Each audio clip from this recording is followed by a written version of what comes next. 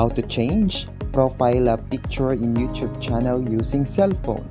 First, click your YouTube application.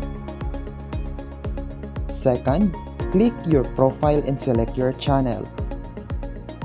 Third, click Edit Channel and select the camera button. Fourth, click Choose from your photos. Fifth, select photo from your documents and save. Thank you so much for watching. Just click for more videos. Don't forget to subscribe.